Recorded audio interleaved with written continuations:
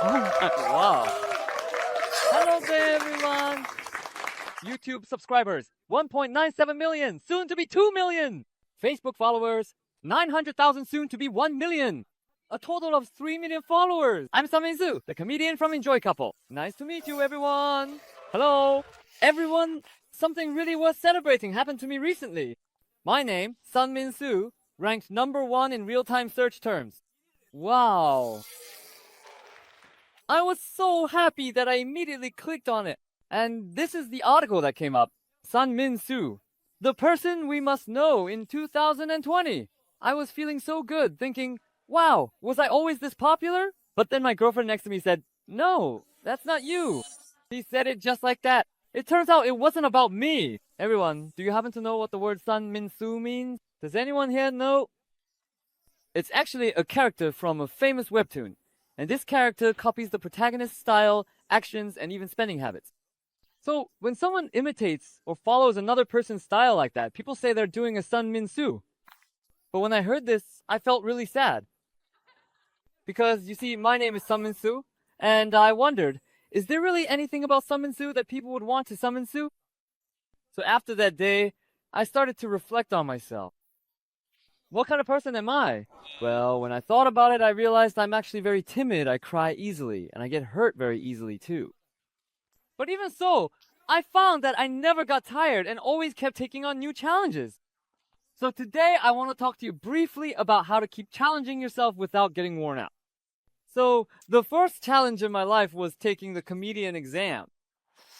Ever since I was young, my dream was to become a comedian, but I kept wondering, should I do this or not? Would I be able to do well or not? I kept debating whether or not to take on the challenge. Ended up majoring in something else in college, and only after finishing my military service did I finally decide to go for it. Yes, at that point, I realized I couldn't put it off any longer. To take the comedian exam, I had to move up to Seoul, but I didn't have any money. My hometown is Pohang, so I went to work at a fluorescent light factory in Hwaseong, Gyeonggi province. I worked odd jobs and saved up money for a few months before finally moving up to Seoul. At last, the country boy from Pohang had made it to Seoul. Man, the feeling I had back then was, Seoul is the greatest! Rent is also great! The rent was really just too expensive. With the money I had earned, I just couldn't afford to live in Seoul. So I looked around a bit and ended up finding my first place in a city a little further north of Seoul called Ilsan. At first, I got a Goshi-won room for 140,000 won a month. If I paid just 20,000 won more, I could have gotten a room with a window, but even that felt like a luxury I couldn't afford. These days, there are actually a lot of really nice Goshi-wons, but mine was the cheapest and least popular kind. My room didn't have a window or even a bathroom. Oh, but I did have some roommates. Mold and cockroaches, they were my best friends. So while living with these best friends for a few months, my mom and older brother said they wanted to visit Seoul. Okay, come then. I said I'd show them around Seoul. So my mom and brother came to my Goshi-won room. Man, I still can't forget the look on their faces when they opened the door and walked in. They opened the door and my mom and brother came in like, what is this place?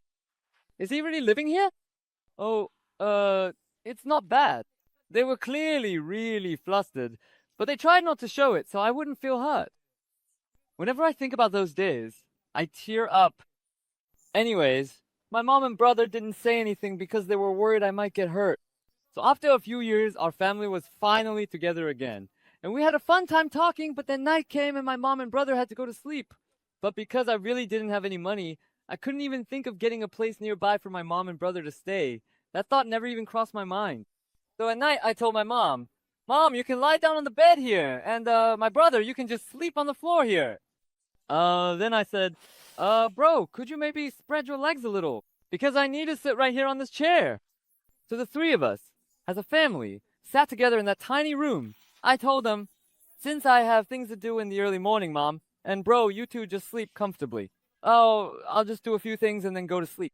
So I was just sitting there like that, and suddenly, really hot tears started streaming down my face. So I just cried my eyes out, secretly, so my mom and brother wouldn't notice.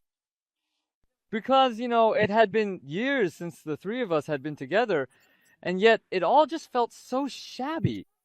The room, there was mold, cockroaches, and it was so sad to see my mom and brother unable to sleep comfortably. all crouched up. I cried, thinking, if it's this hard for me, how much harder must it be for Mom and my brother? But when I turned my head, I saw that my mom and my brother were both fast asleep, snoring away. They were really just snoring away, fast asleep. Being sad is one thing, but my mom and my brother were just so exhausted from coming to Seoul. But at that moment, I thought, so if I want to turn this miserable, shabby memory into a good memory that I can laugh about with Mom and my brother later, I have to succeed. I have to do well. So from that point on, I really worked hard. I focused solely on preparing for the comedian exam. Didn't do anything else, didn't let my mind wander, stayed completely focused and put everything I had into it. And I failed 9 times. Yes, I failed 9 times.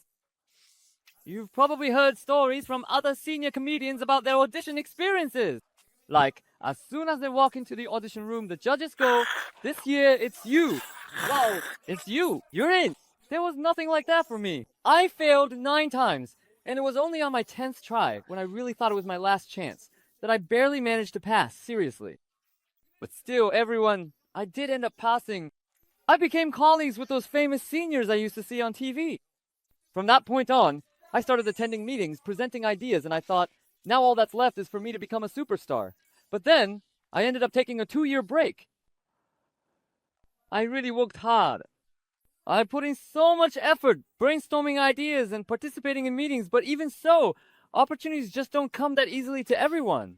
At that time, I started wondering, can I really do well here? Should I try YouTube? So I mentioned it to people around me, and this is what they said to me. Hey, you're not even succeeding at what you're doing now. Do you really think you'll do well at that? Look here. There's a reason why some people just can't make it. I guarantee it. People like you will never make it. You will never make it. I was really sad when I heard that, but there was another time something like this happened. I went to a funeral with my girlfriend. There I ran into an acquaintance, and it was the first time that person was meeting my girlfriend. But then, pointing a finger at me and speaking informally, he said, "That's your girlfriend? You two look good together. The two of you, go get some beer together." Unless you've experienced this yourself, you wouldn't understand. The feeling is that I could tolerate it if it was just me, but when he treated someone I love and cherish that way, I got so angry that from that moment on I thought, I have to show him. I really thought, I need to work hard and turn my life around. But do you know what's truly sad, everyone? Even though I worked that hard, nothing really changed. Life just doesn't change that easily. No matter how much I tried, struggled, and endured that kind of things, it didn't get better. I lost to the person who told me that I couldn't do it. Yes, my self-esteem kept dropping, and eventually I developed panic disorder. It was so hard that even when I was just sitting still for 24 hours, my heart would race uncontrollably. The scariest thing for me back then was the morning. When the sun rose, I would wonder, what will hurt me again today? What will make things hard for me today? I was so afraid of the morning, but do you remember what it was like when you were a beginner driver? When you're starting out and someone honks at you from behind, you're like, what's going on? Is it me? Did I do something wrong? You get that feeling, right? I was like that 24 hours a day. Walking down the street, if a stranger sided a crosswalk, I'd wonder, is it because of me? Did I do something wrong? I bought water at the convenience store, but that person doesn't look happy. Huh? Is it because of me? Did I do something wrong?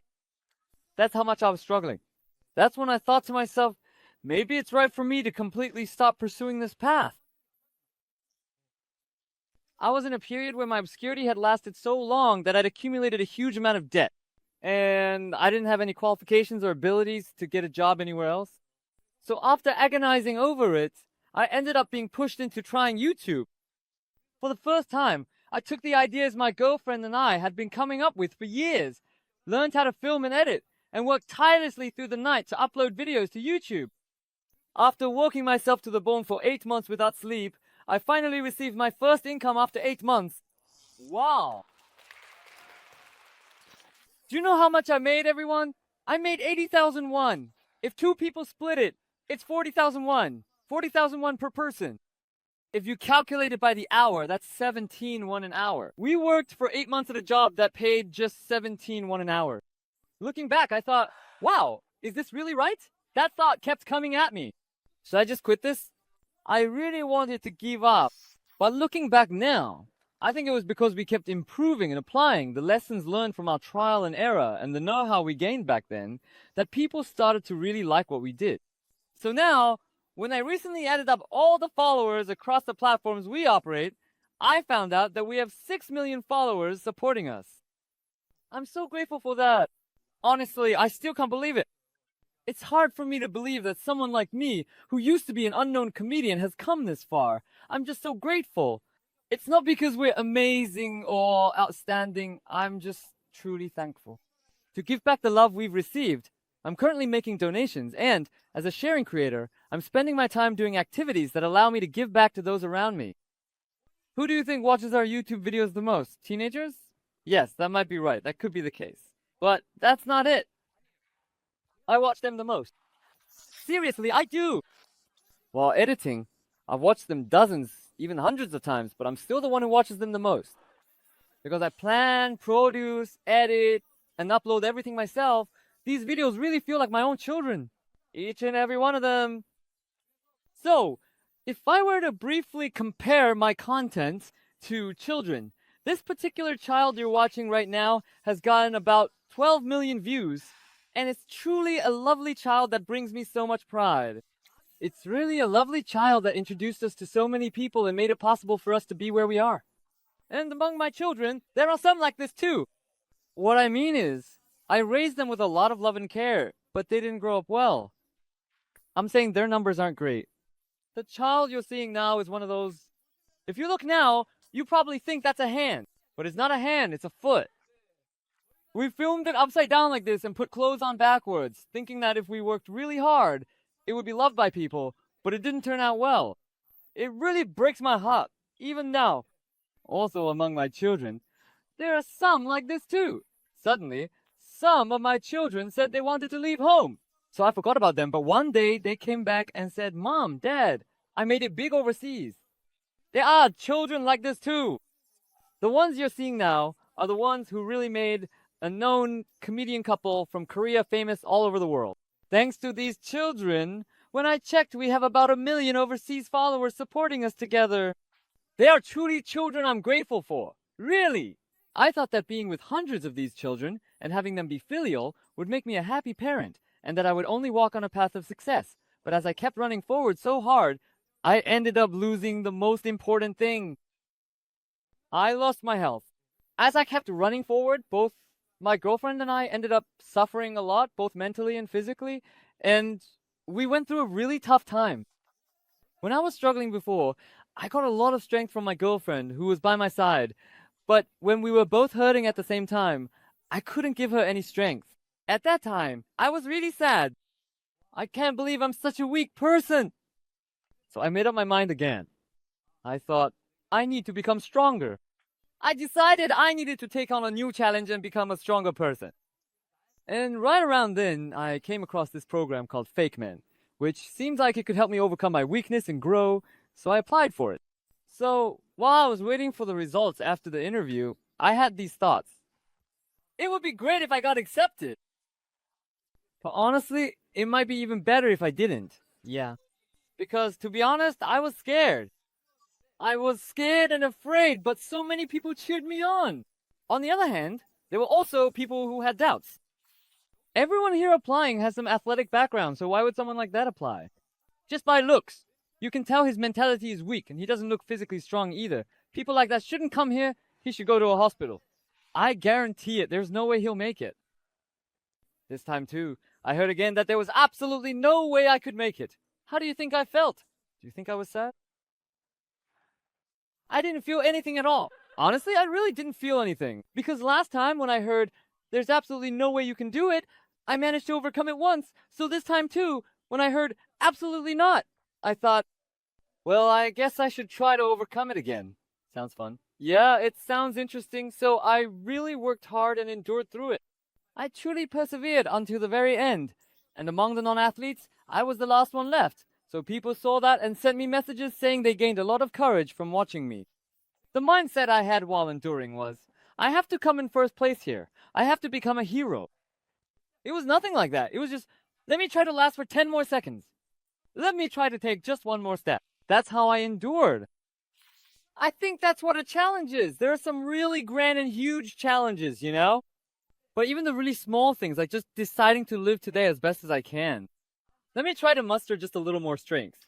I think these things are also challenges. When these things add up, I think they eventually create something big. A lot of people don't even try because they're afraid of failing. But even though I've taken on so many challenges, I've failed way more often than I've succeeded. For real. So, if you gather up all your failures, by the way, I've actually tried collecting my own failure. It's really funny. Honestly, it's hilarious, everyone. So whenever I face hardships, adversity, or failure, this is what I think. Wow, this is fun. How much fun will it be to look back on this later? So everyone, if you think about it that way, it'll be a bit easier. It's a little less tough. It's not hard at all. It's still hard, but if you think like that, you get the strength to endure, and it feels a little less difficult. But everyone, sometimes challenges do end in failure. What I mean is, if you do nothing from the moment you fail, then that is a failure. Don't put a period at the end of your failure. Put a comma and try again. But right now, just getting by is already so hard in this world. In a world like this, telling everyone to live passionately and do their best. I don't really want to say things like that. But if you're like me, wanting to improve and grow, you can never do it. If you want to prove the people who said things like that to you are wrong, I hope you take on the challenge. Oh, and if you have even just one person around you who supports you, there's no reason not to try. So I really hope you all give it your best and take on new challenges. Is there anyone who says, I don't have anyone like that around me? There is. It's you, yourself. I hope you'll believe in yourself, cheer yourself on, and take on new challenges. I hope you'll Min-Soo, who never gets tired of challenging himself. Thank you.